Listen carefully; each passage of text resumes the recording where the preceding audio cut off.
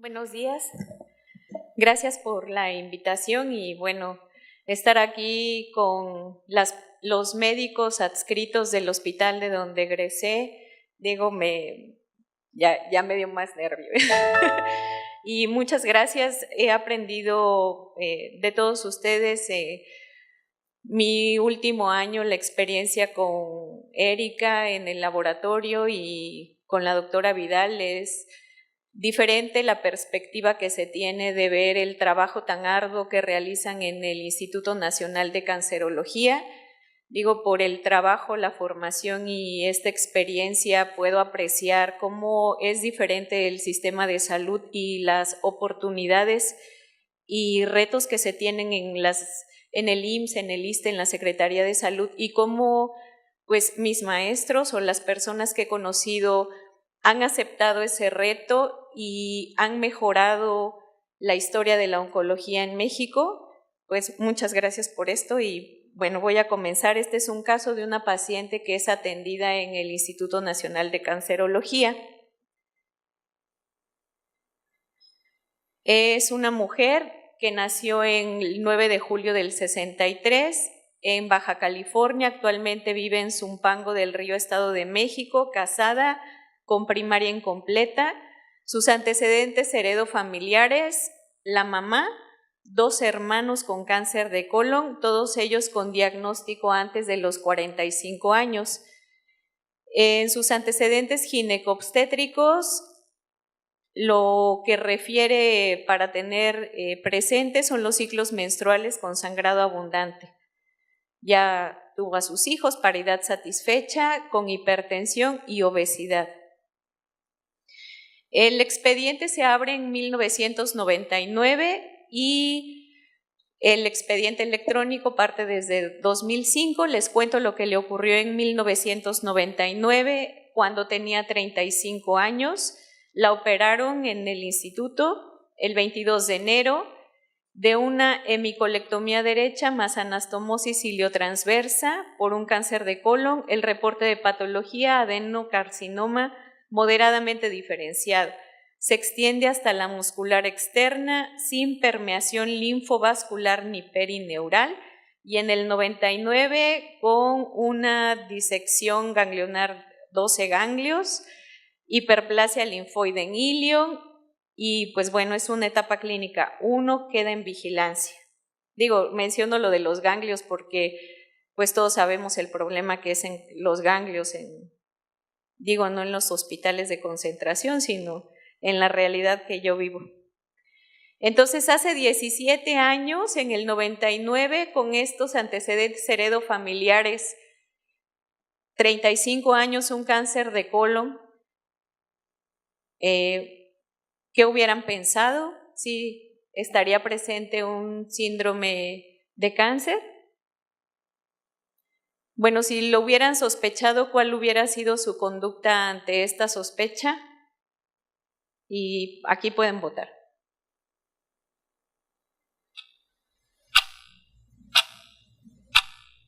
Perdón, era la siguiente. Sí. Sorry.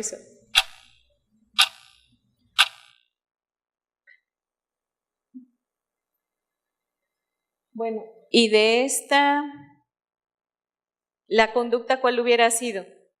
¿Le envían al especialista en genética o le hacen algún estudio de inmunohistoquímica al tumor? Exacto, en el 99, bueno, no sé si en el INCAN ya había inmuno, yo creo que no sé, creo que no.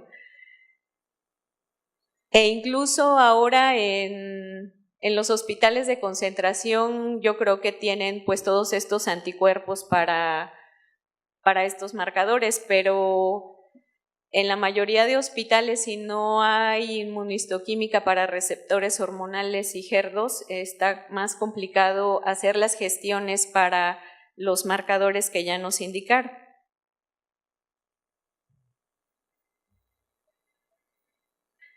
Bueno, entonces los criterios de Ámsterdam, ahora ya los dos.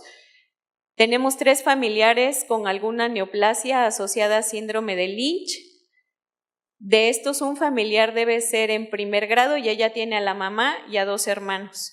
Y que haya 2 generaciones consecutivas afectadas, también lo cumple. También que sea antes de los 50 años el diagnóstico, también lo tiene. Hasta este momento no se excluye la poliposis familiar y dicen que hay que hacer una revisión de patología. Bueno, el bloque de parafina es del 99. Y para hacer el estudio de inmunistoquímica también se cumplen con las características. Y bueno, a esta paciente estamos hablando que en el 2005 empieza los datos en el expediente electrónico, los estudios de vigilancia, una colonoscopía con un pólipo sésil en el colon transverso cerca de la anastomosis, lo resecaron sin datos de malignidad, reportan un adenoma tubular en colon y no se hace ningún otro estudio de inmunistoquímica. Entonces, eso fue en el 2005, 2006 la colonoscopía, la paciente se pierde y regresa hasta el 2011 después de haber sido operada en medio privado. Por el sangrado que tenía durante la menstruación abundante, después se fue complicando más, le hacen un legrado, sale hiperplasia y hasta que la operan ya porque el sangrado pues ya era abundante.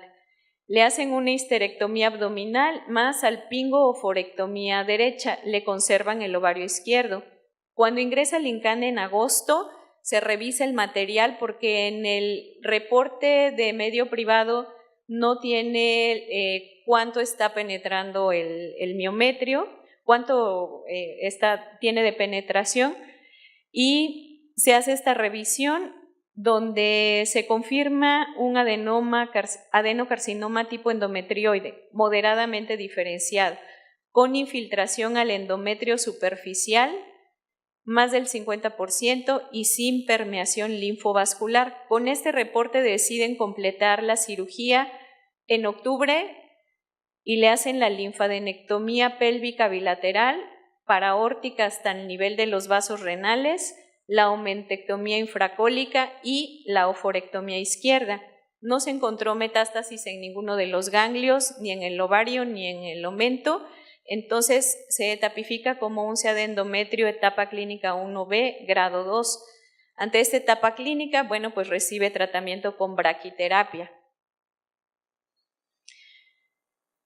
Y tenemos entonces ya 2 tumores y es entonces cuando se envía a genética, se hace su árbol genealógico que por protección del árbol genealógico de datos, bueno, se los presento así. La paciente a los 42 años es el diagnóstico de cáncer de colon, a los 47 de endometrios. Tiene 9 hermanos, 7 hombres, 2 mujeres, sus 3 hijos, 2 mujeres y un hombre. Y entonces recordemos, su mamá se le hace el diagnóstico de cáncer de colon a los 60, se muere a los 62. Su tía materna, también con cáncer de colon, murió a los 64 años. Un hermano murió a los 44 años por cáncer de colon y una hermana viva con cáncer de colon a los 53 años. Tiene 2 sobrinos con cáncer de colon, hijos de la hermana que tiene el cáncer de colon. Estos diagnósticos se realizaron ya de forma intencionada porque las doctoras en genética pues se dan a la tarea de hacer no solo la valoración, todo el árbol genealógico y se van citando a los familiares conforme ellos deciden acudir y por eso estos 2 sobrinos se hace el diagnóstico de cáncer de colon a los 42 años y es una etapa clínica 1. Y el hermano a los 28 años ya tiene una etapa clínica 3A. Por otro lado, la paciente tiene otros 2 hermanos con cáncer de piel diagnosticados a los 70 y 65 años y ya primas hermanas con cáncer de mama, lo que mencionaban hace rato es un síndrome de Leach, que aparte tiene un familiar con cáncer de mama, y una prima hermana con probable leucemia a los 52. Ahora, de los hijos de la paciente, si recordamos, tiene 3, 2 mujeres y un hombre. Hasta el momento ninguno tiene diagnóstico de cáncer de colon. y a una de las hijas ya se le hizo el diagnóstico del síndrome de Lynch, pero ahorita se los comento. Entonces, esto es, como nos han estado enseñando, de suma importancia, porque como ven, contra la población general el riesgo para presentar estas neoplasias pues se va pues hasta el extremo, ¿no? De tener para cáncer de colon un 5%, se va hasta casi el 60%. Entonces, esta paciente incrementa muchísimo el riesgo, ¿no? Bueno, para el 2013, estamos hablando, acuérdense, de 2011 a 2013, viene la familia, etcétera, etcétera. Y en esta colonoscopia que le hacen en octubre del 2013, encuentran por arriba del ángulo recto sigmoideo 2 pólipos pediculados de 18 y 30 milímetros. Y entonces reportan que estas lesiones, una es un adenoma cerrado avanzado de 3 centímetros, una neoplasia intraepitelial de alto grado extensa y otra lesión tiene adenocarcinoma intramucoso focal sin lesión en el borde quirúrgico. Y en este momento sí ya cuentan con los anticuerpos y le realizan este panel de inmunohistoquímica. Entonces, ¿qué haríamos con todos estos datos de cuando vemos en el reporte tantos marcadores y cruces y negativo? Entonces, esta tabla grandota que se ve mal está en las guías del NCCN y entonces de aquí les extraje lo que está positivo y negativo para la paciente. Entonces, recordemos, tiene el MLH1 negativo, MSH2 positivo, MSH6 positivo y la inestabilidad microsatelital. Entonces, por inmunohistoquímica, aquí vamos a tener como para la paciente, este está negativo, estos están positivos y este PMS2 está negativo. Entonces, ¿qué es lo que ellos nos sugieren en las guías? Bueno, podemos pensar en las 4, lo que tenemos aquí de la paciente, pensar en un cáncer esporádico o pensar en una mutación germinal. Y entonces, ¿qué hacer? Pues una prueba molecular, pensando en un síndrome de Lynch. Ahora, el realizar la mutación de BRAF es pensando en que es un cáncer esporádico y aquí pues no vemos ninguna opción donde también tenga la inestabilidad microsatelital que nos reportaron. Está bien en uno arriba, pero considerando que no le hicieron la inmunohistoquímica para los genes de reparación. Entonces, con este resultado de inmunohistoquímica, las genetistas ya también tienen el recurso para hacer la secuenciación masiva. Ya estamos hablando de 2014.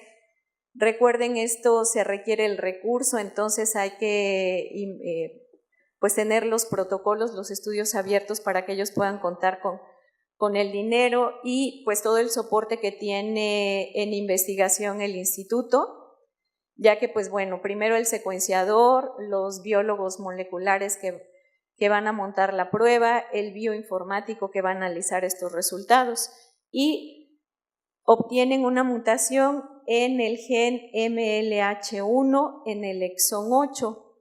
¿Esto qué quiere decir? Bueno, esto fue primero por secuenciación masiva, luego por Sanger, y ¿esto qué nos indica? Que bueno, este gen tiene 19 exones, codifica una proteína de 756 aminoácidos. ¿Y qué ocurre donde cae este cambio en esta base? El aminoácido normal era una arginina, se cambia esta guanina por una adenina y entonces ya no es el mismo aminoácido y es una glutamina. Esto ocurre en la posición 226. Justo cae donde está la unión del exón con el intrón. Entonces esto es un sitio de corte, de splicing. Cuando esto se corte, este exón se corte con el otro exón, este cambio en el aminoácido va a generar un cambio en la proteína, que bien puede ser de conformación o de tamaño, lo que corresponde.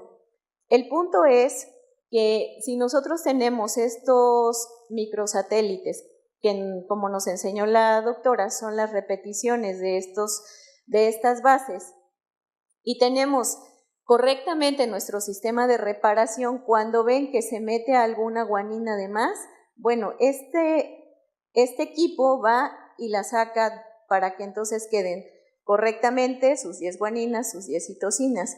Pero cuando tenemos este gen mutado y da una proteína con un cambio en este aminoácido, lo que ocurre es que este producto, la proteína de MLH1, que forma complejo con esta otra proteína, no va a tener la misma conformación, lo cual, cuando se tienen que colocar a lo largo de esta hebra del DNA para corregir, no se pueden ensamblar de forma correcta.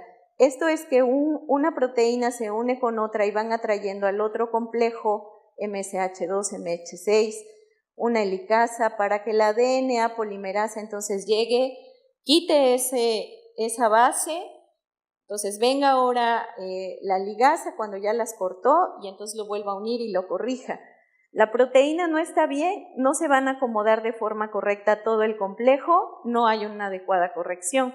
Entonces, esta paciente no está teniendo una proteína MLH1 normal, por eso no está corrigiendo. Y el resultado es que estas alteraciones, bueno, clínicamente ya tiene 2 tumores. Entonces, al identificar la mutación en la paciente, ya se va dirigiendo a los familiares, se les identifica la misma mutación y bueno, eso ya es más fácil. Entonces, la paciente continúa en vigilancia. El último estudio que tiene es una colonoscopia y una tomografía, donde esta está normal y la tomografía, pues bueno, con esteatosis hepática y con pelvis extrarrenal bilateral. Entonces, ¿cómo continuarían ustedes vigilando a la paciente? ¿Con una tomografía, con una colonoscopia, con una colotac, o decidirían completar la colectomía? Si gustan votar.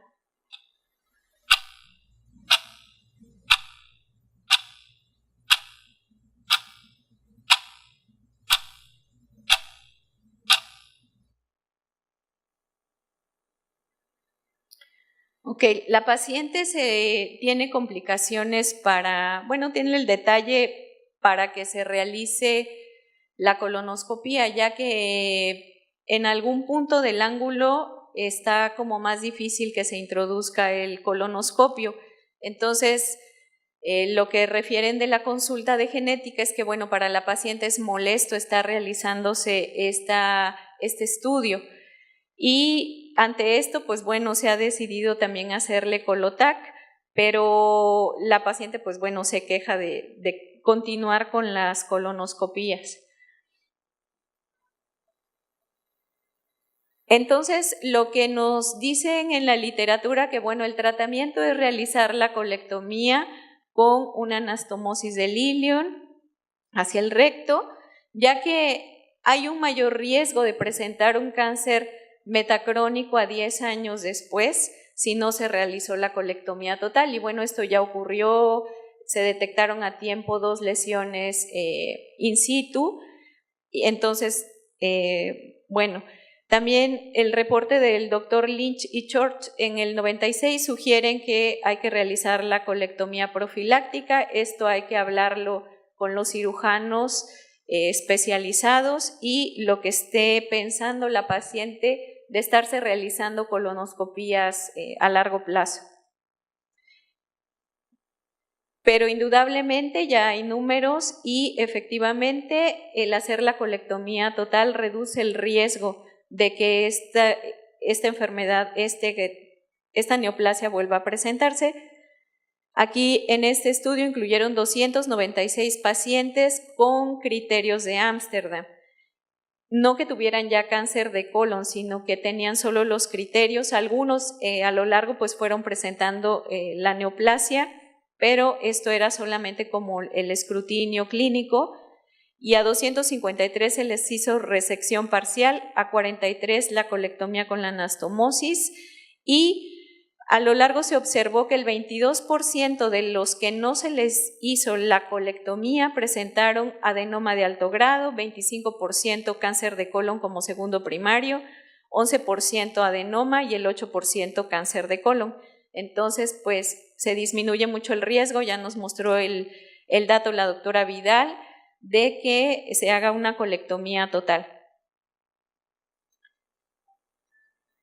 Y bueno, mis conclusiones en cuanto a este caso, como clínico, como alguien que trabaja en un hospital que no es de concentración, que tengo que tener presentes los antecedentes heredofamiliares, buscar en mi tablita los criterios de Ámsterdam y solicitarles el estudio de inmunohistoquímica y platicar con el patólogo, digo en este caso del ISSSTE, de que tenemos que incluir estos anticuerpos y hacer las gestiones para que se cuente con ellos, enviar a un consejo genético, que en el 20 de noviembre si hay genetista, y en mi caso particular, por no sé qué causas burocráticas, he tardado mucho en concretar una cita con genética y bueno, afortunadamente el martes ya tengo una cita programada en telemedicina para algunos pacientes que he enviado desde 2014.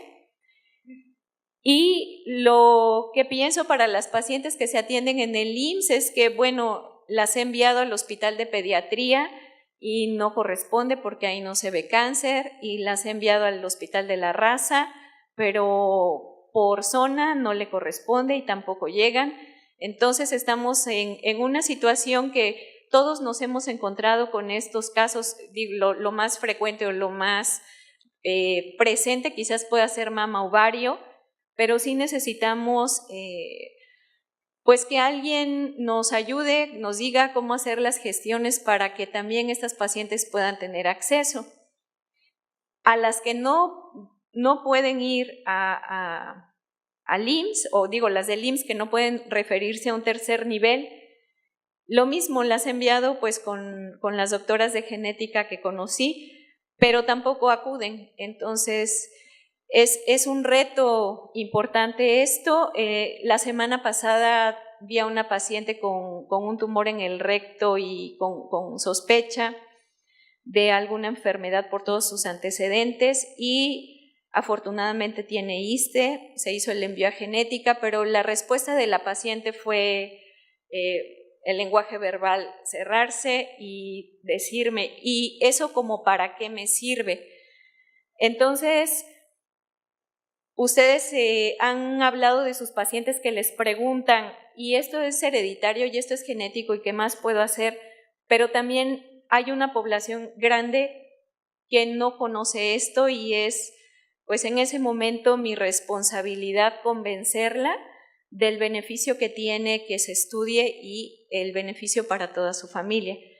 Y pues gracias, nuevamente gracias por tener la visión de este congreso, a la mesa directiva del ESMEO, gracias a todos esos médicos que sí han tomado la batuta y han hecho muchas gestiones y con mucho esfuerzo han mejorado la oncología en México. Gracias.